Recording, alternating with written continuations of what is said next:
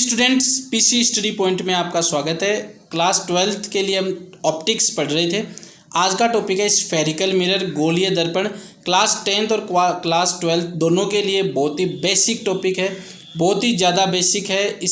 अगर ये नहीं समझ में आएगा कि अवतल और उत्तल दर्पण किसे कहते हैं, कॉनकेव और कॉन्वेक्स मिरर किसे कहते हैं, तो आगे चल के बहुत ज़्यादा इस चैप्टर के अंदर प्रॉब्लम हो सकती है। इसलिए इसको हल्के में ना लें, वीडियो पूरा देखें। अच्छा लगे तो लाइक व कमेंट ज़रूर करें। तो शुरू करते हैं आज का लेक्चर। गोलीय दर्पण क्या होता है?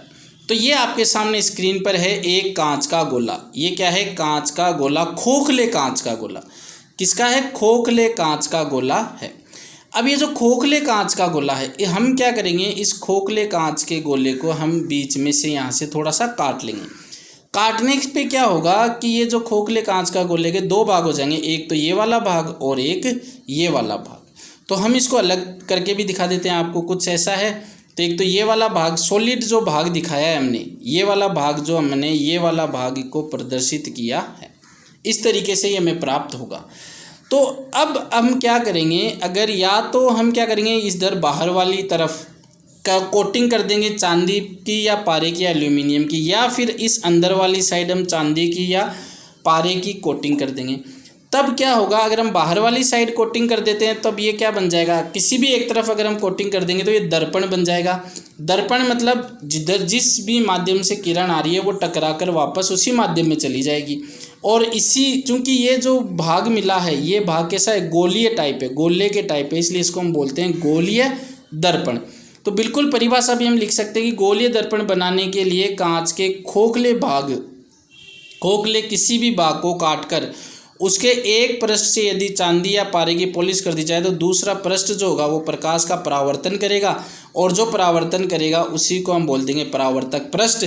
चूंकि परावर्तक पृष्ठ गोलीय होता है इसलिए इन्हें गोलीय दर्पण कहा जाता है। बिल्कुल आप एज इट इज़ लिख सकते हैं, कोई भी डाउट नहीं है इसके अंदर। अब गोलीय दर्पण जो होता है, गोलीय दर्पण दो प्रकार के होते हैं। बिल्कुल नाम से हमें मतलब समझना है, नहीं तो कन्फ्यूजन अगर रह गया तो बहुत दिक्कत हो जाएगी।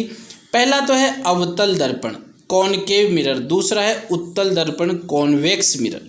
ठीक है, तो सबसे पहले बात करते हैं अवतल दर्पण की। तो देखिए जो काला जो भाग दिखाया गया, ये आपको जो कोटिंग करेंगे उसको प्रदर्शित करा, चाहे चांदी की करें चाहे पारे की करें। और ये आपको जो नीला सा भाग दिखाया गया, ये दिखाया गया परावर्तक पृष्ठ, जिस पर किरण आएगी और आकर टकरा कर वापस उसी माध्यम में चली जाएगी। अब यहाँ पर ये परावर्तक पृष्ठ जो है वो अंदर की तरफ है, अंदर की तरफ है, मतलब ये क्या है, गुफा टाइप है। और केव, इंग्लिश में गुफा को क्या बोलते हैं, केव बोलते हैं। और केव है इसलिए इसको हम क्या बोल देंगे, कॉनकेव मिरर। मिरर क्यों है? क्योंकि एक तरफ हमने पॉलिश कर दी है। मिरर इसलिए है, यानी अवतल जिसके अंदर कोई मतलब जो तल है वो अंदर धसा हुआ है, परावर्तक पृष्ठ।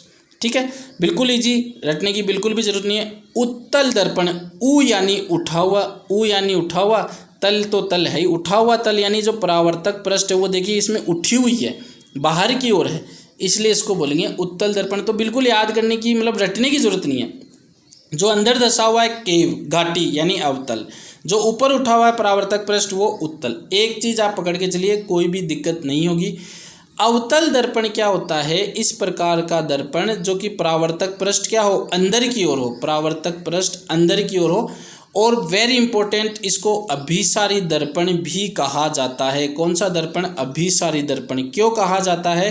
क्योंकि अनंत से जो किरणें आती है, अनंत से जो किरणें आएगी वो उनको क्या करेगा, एक ही बिंदु पर लाकर गिराएगा, यानी एक ही बिंदु पर इकट्ठा करेगा। कन्वर्जिंग यानी इकट्ठा करना, और इसलिए इसको अभिसारी दर्पण भी कहा जाता है। अब ये अवतल दर्पण में परावर्तक पृष्ठ अंदर की ओर है, तो परावर्तक पृष्ठ पर किरण आई और टकरा कर वापस उसी माध्यम में चली जाएगी। तो परावर्तक पृष्ठ अंदर की ओर है इसलिए उसको अवतल दर्पण कहते हैं। बिल्कुल बढ़िया। उत्तल दर्पण में क्या होता है कि जो परावर्तक पृष्ठ होती है, ये जो परावर्तक पृष्ठ है, ये परावर्तक पृष्ठ उभरी हुई है, उठी हुई है, इसलिए उभरी हुई है, उठी हुई है, इसलिए इसको उत्तल कहते हैं। ये लाइट को क्या कर देता है, फैला देता है। उत्तल दर्पण क्या कर देता है, फैला देता है। फैला कैसे देता है? अगर अनंत से जैसे ये किरण आई, इसको इधर भेज देगा, ये किरण आई इसको इधर भेज देगा, तो दोनों को अलग अलग कर दिया, इसलिए इसको अपसारी या डाइवर्जिंग मिरर भी कहा जाता है। याद करना बहुत ज़रूरी है।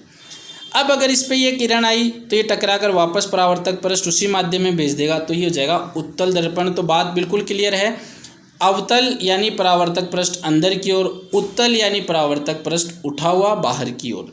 तो ये आज का बिल्कुल ही बढ़िया सिंपल सा वीडियो था।